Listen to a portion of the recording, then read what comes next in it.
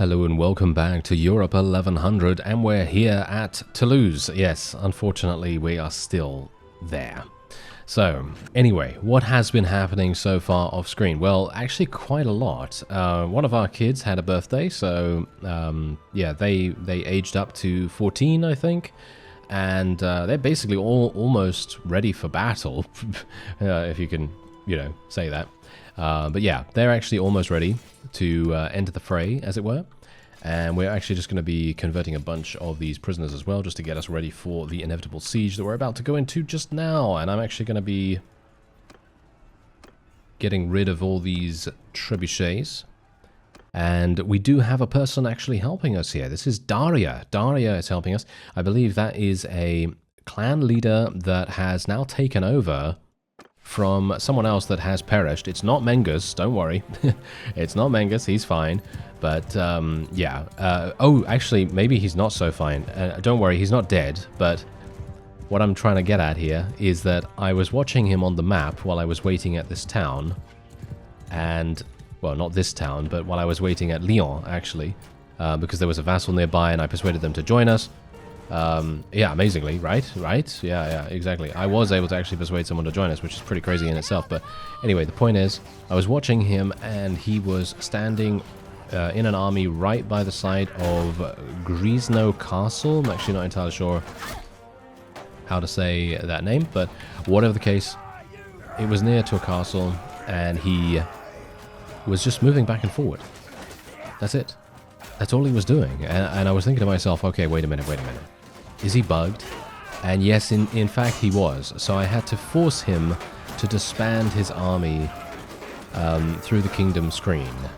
And that actually sorted things out. But before that, he was literally just going very, very fast, up and down, and left and right, and that was it. And he wasn't, I assume he was stuck in some way or another, which is really weird because you wouldn't think that you'd be able to get stuck or anything. I mean, speaking of stuck, a bunch of my people getting stuck right now, that's rather funny. But yes, anyway, apart from him getting stuck, he's absolutely fine. He's been doing an absolutely wonderful job as per usual, you know him. And we actually have a number of other armies in the process of doing things too, so I'm actually very pleased about that as well, because otherwise we'd basically be by ourselves, as I've said many times before. It's going to be a bit harsh if we were by ourselves. Yes, anyway, this is maybe going to be the final episode. Yeah, it might very well be the final episode of this series, because from my perspective, it feels like we don't have anyone that can actually do damage to us anymore. Because I was thinking to myself, oh yeah, the Holy Roman Empire is going to be insane. They're going to be really, really difficult for us to deal with.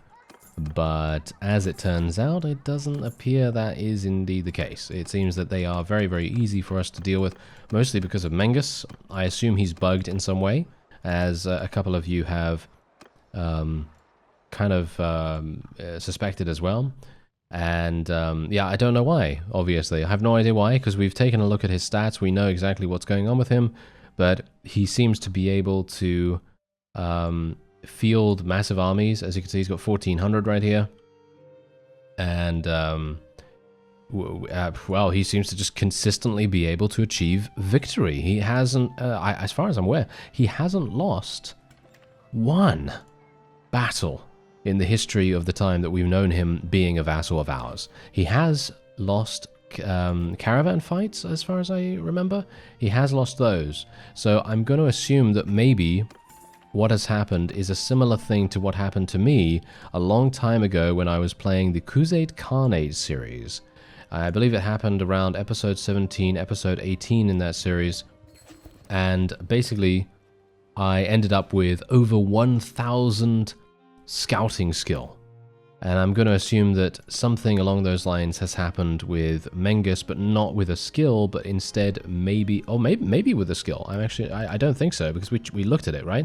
So I don't think with a skill, but I think with his renown, that might have undergone some kind of weird calculation or weird bug when he became a vassal, or maybe when we gave him a fief or something like that. Maybe there was some weird you know, calculation that happened in the background, and that has now caused him to have an insane amount of renown and maybe influence as well. I'm actually not entirely sure. I mean, his influence is skyrocketing every single time we see it, so it's probably something to do with his influence as well.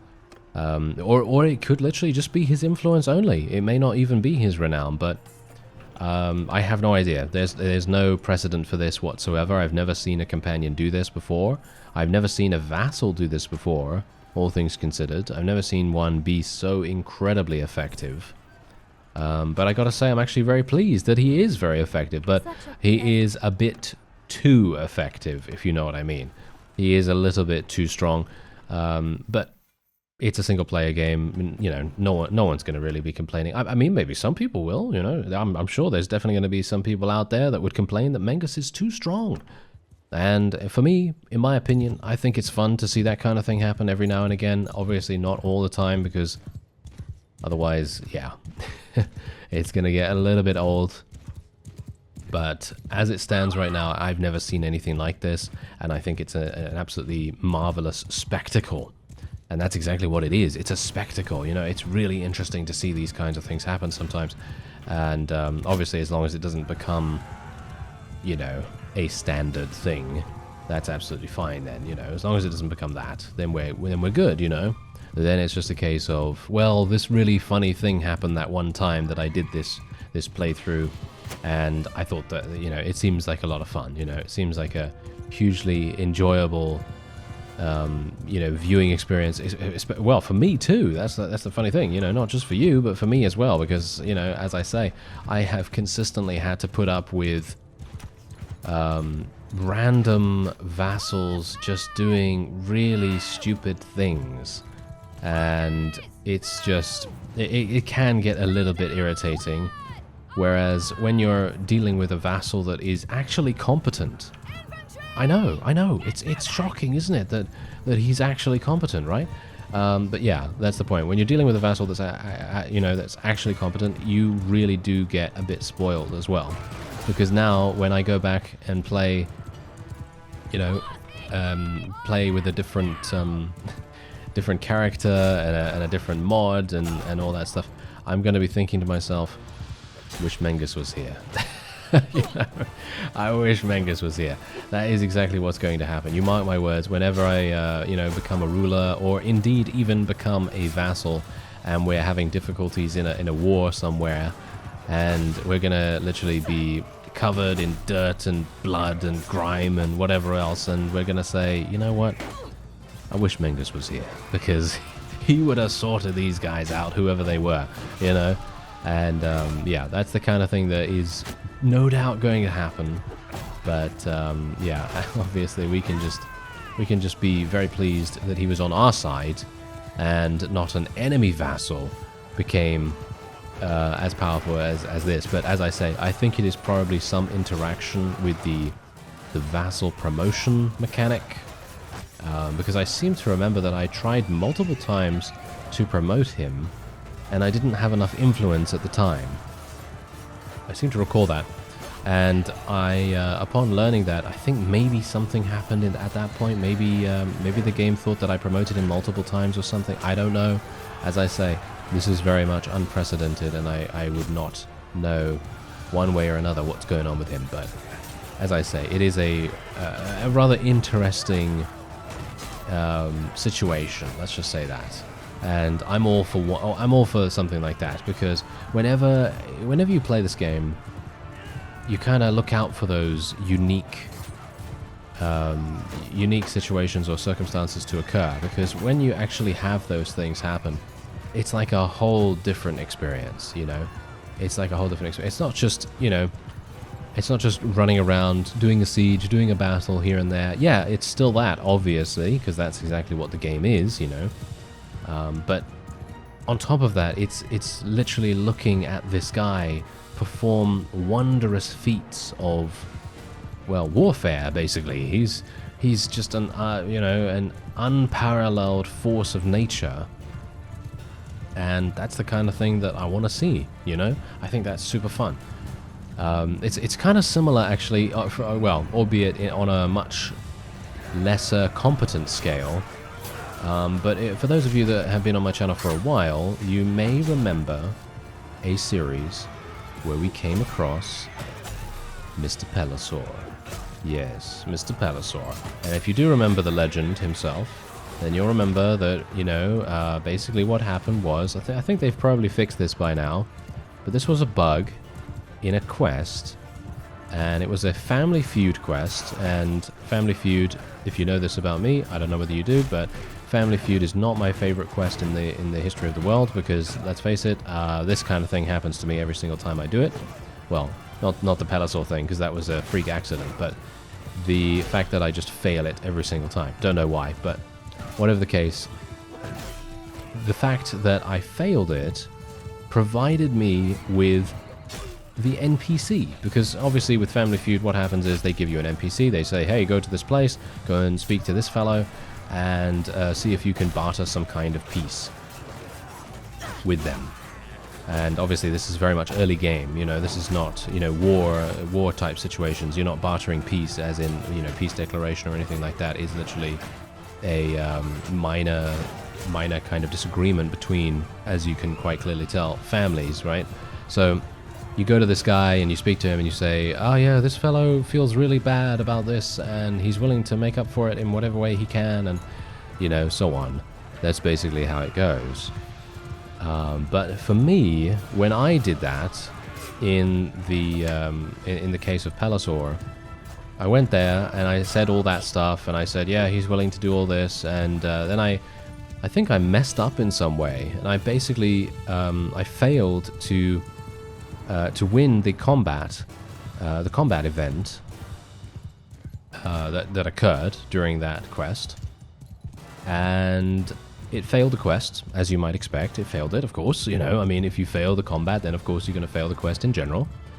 And then upon exiting the village, well, lo and behold, I had Mr. Pelosaur still in my party. And what's really funny about it is that you can't get rid of him, because it's a bug.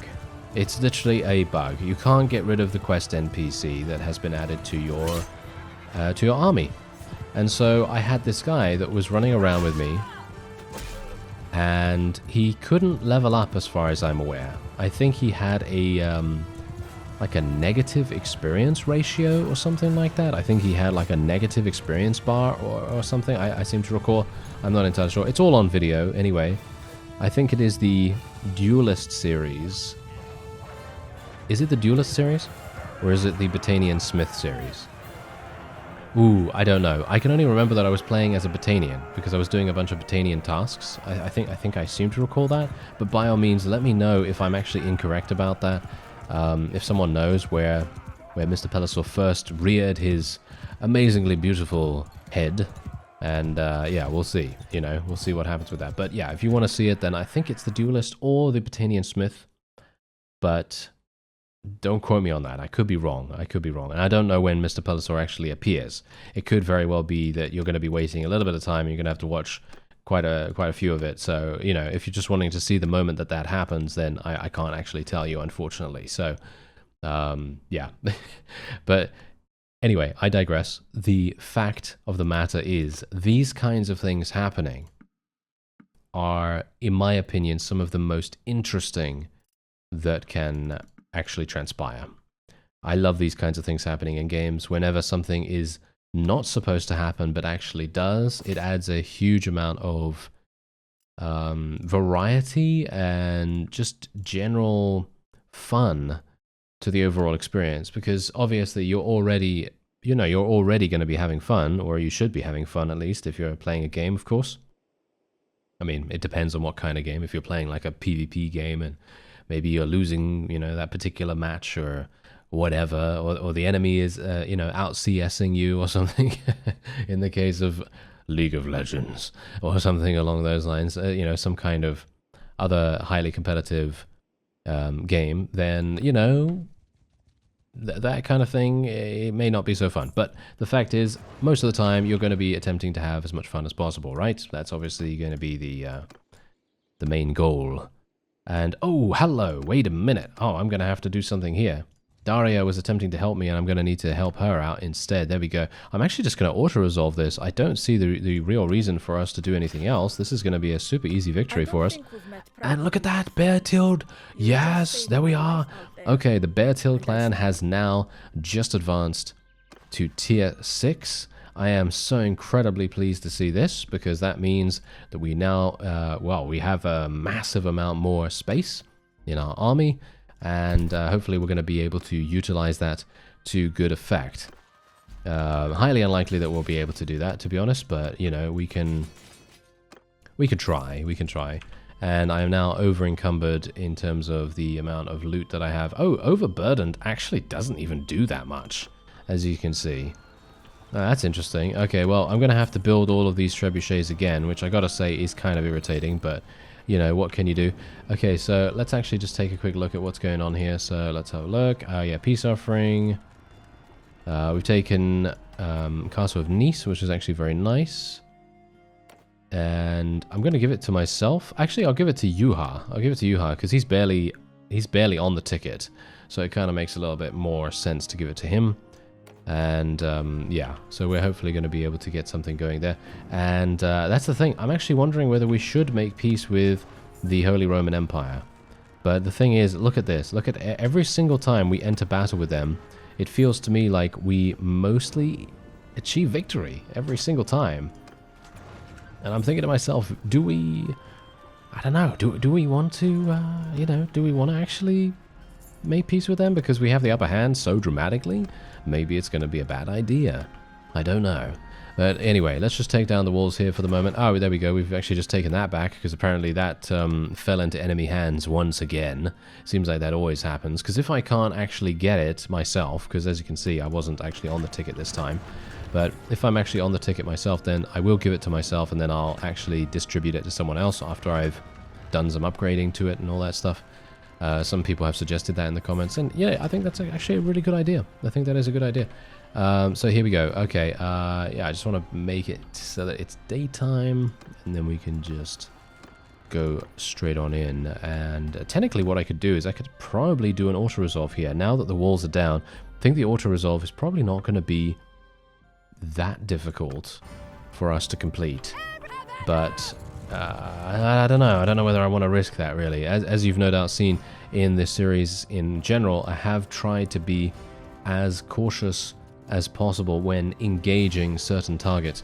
Obviously, some of the time that just does not happen because I'm a bit of an imbecile at times and, well, things can happen that I don't necessarily plan for, but that's the whole reason why I think what we've done here has been rather fun.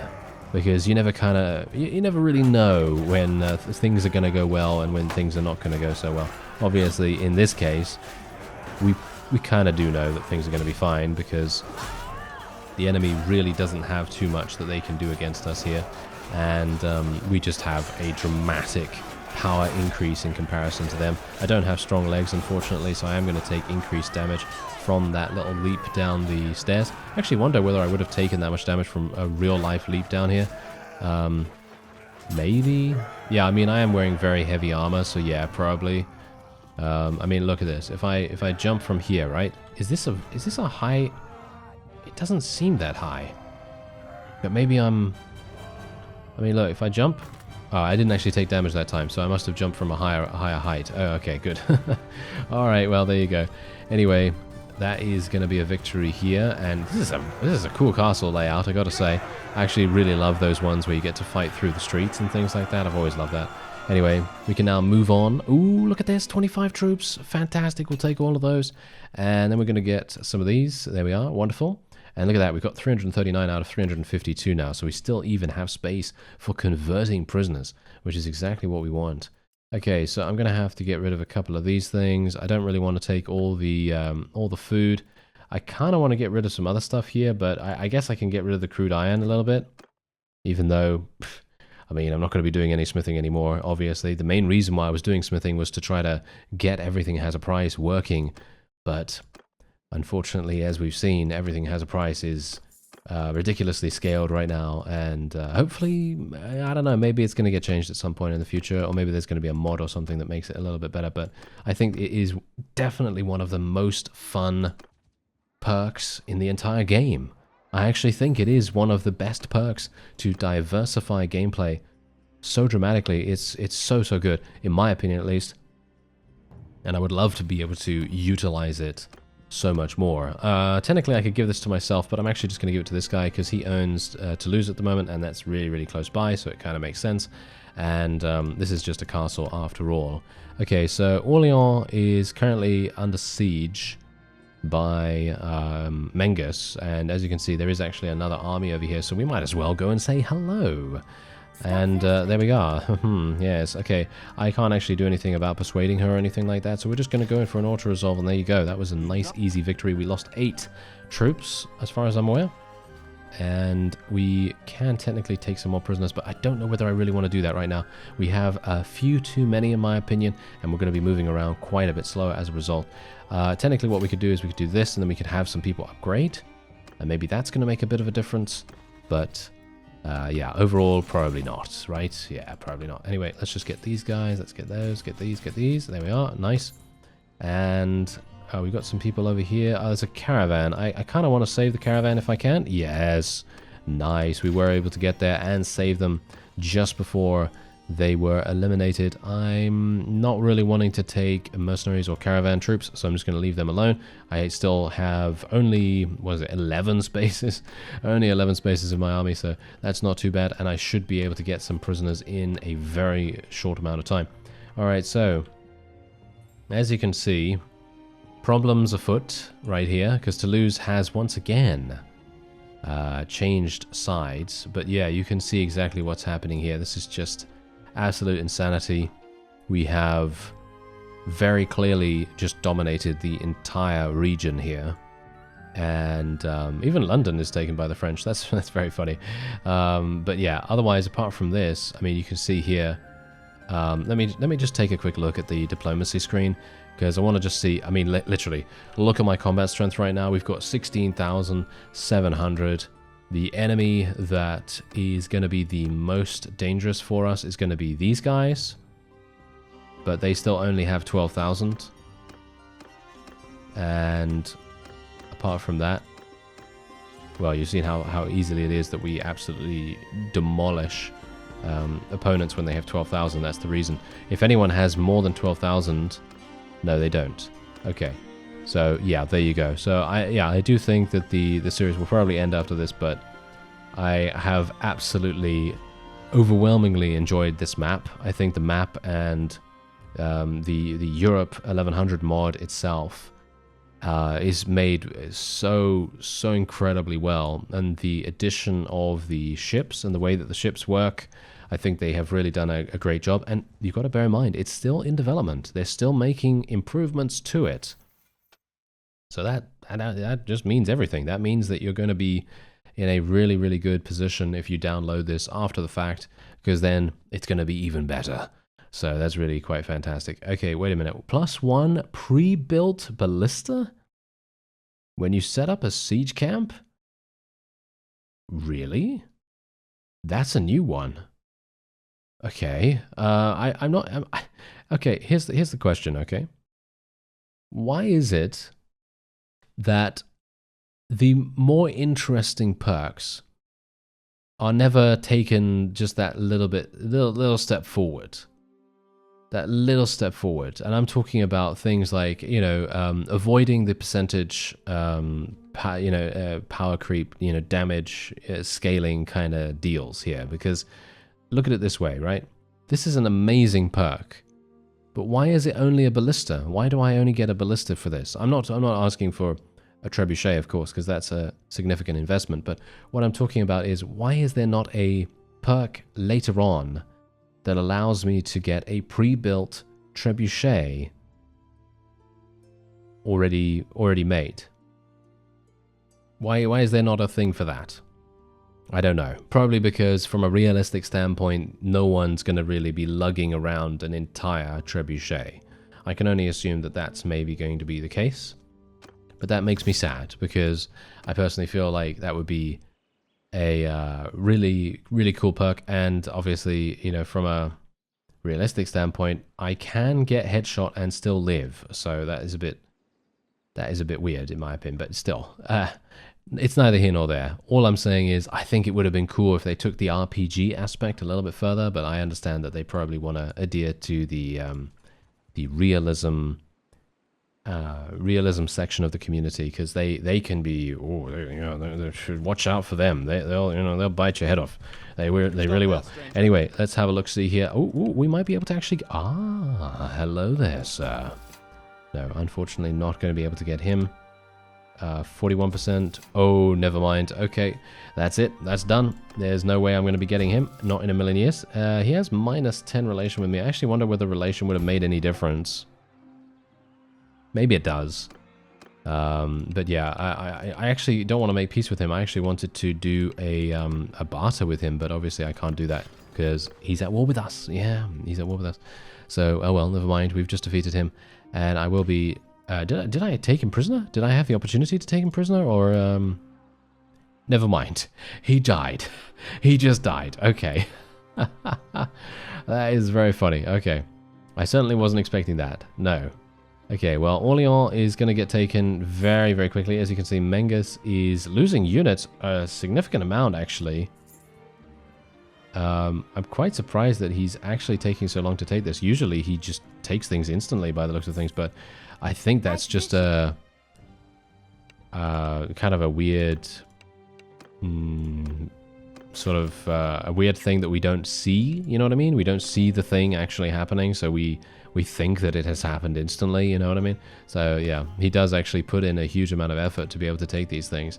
And by effort, I mean he just throws troops at the walls. Yeah, he certainly does. Anyway, we've taken Toulouse. No, we've taken Orléans now, and we've actually taken Toulouse too. There we go. Oh, that's fantastic. Let's actually see who's going to own this. I'm going to give it to... I guess I'll give it to this guy. Why not? He owns fiefs in the area. I was going to give it to myself and then give it to another vassal, but I don't know whether that really makes too much difference. These guys are all running around here. We should probably help out the caravans. Let's just do a nice little auto-resolve there. Take them prisoner once again. We just have so many of them prisoner. I'm actually quite surprised that the enemy isn't suing for peace right now. I would have expected them 100% to want peace, just purely for the fact that they are taking so many losses here, and most of their vassals actually have been taken prisoner, which means that they just don't have any way of fighting back, you know. And most of the time when they do fight back, they have extremely low tier armies, because of course we've already defeated them once, and it's very difficult for them to recover from that defeat and then come back with a viable party that can actually handle what we have. So that really makes a huge difference too. Anyway, I'm just going to speed things up real quick because I want to see what happens here with Mengus. I want to see where he goes. Okay, so he's wanting to take this from the Germans. Okay, that's absolutely fine. But I'm actually wondering what we can do. I'm going to go over here and see if we can actually intercept her. She's got... Okay, wait a minute. There's a bunch of armies around here. But yeah, we're just going to do this. We can just very quickly take them prisoner. There we are. Now, that's actually her original fief, as far as I'm aware. That's the reason why she's so aggressive about it, and why she did not care that I was pursuing her in any way, shape, or form. She was literally just like, no, I don't care that you're following me. I will attempt to besiege this no matter what. Which was a very weird thing to do, considering it was literally a foregone conclusion that she was going to lose the battle, but there you go. Anyway, we can continue to take people prisoner here. As you can see, super, super easy victories for us. Just purely because we just have so many cavalry. And that's the point. We're just having so many cavalry at this moment in time, because we have, as I say, just converted many, many prisoners to our party. You can see here, look at all these prisoners. This is a tier 6, straight up, just a tier 6. And I have 25 of these guys in my prisoners hold. So you can imagine that I'm just going to get more and more of those over time, which is just insanity. You know, you're just going to get so many of them. But yeah, as you can see, we are just sweeping across the land right now. And Mengus is actually going to be taking... he's going to be taking that. He's going to be taking that. And the Holy Roman Empire wants peace, as you might expect. of course, they are going to want peace, and they're actually attempting to take this. I will try and see if I can get over there, and I was able to. Let's go in for an auto-resolve. As you can see, the Holy Roman Empire is actually much stronger in terms of their units than the French are for some reason. I don't know why that is, but they are apparently. And yeah, so that means that they did have a slightly higher chance of defeating us in that auto-resolve, but thankfully we were able to beat them back quite dramatically. Anyway, there's a Masterworkman Napoleon there if you wanted to take that, but yeah, for me personally, I am pretty happy with my crafted weapon. And let me actually just see what's going on here. Can I actually do battle with them? Yes, I can. Wait a minute. I didn't want to attack these peasants. Ah, okay, never mind. I must have misclicked. Oh well, never mind. Okay, so yeah. So you can see there we've actually taken this town over here, which is fantastic. And Toulouse is obviously under siege once again. It seems like the French really want to focus on this. I'm not entirely sure why, but they are always after that town. Maybe it's their capital, or maybe, well, it's obviously not, but maybe there's something going on with it that is kind of giving them.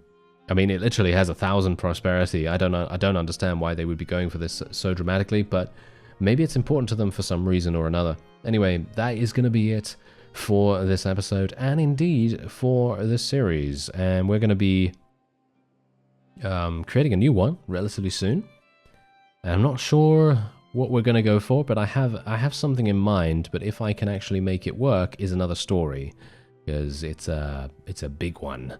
Yes, it's a big one. Anyway, I thank you very much for watching and for joining me along this journey, and for all of your support along the way. And I'll see you next time.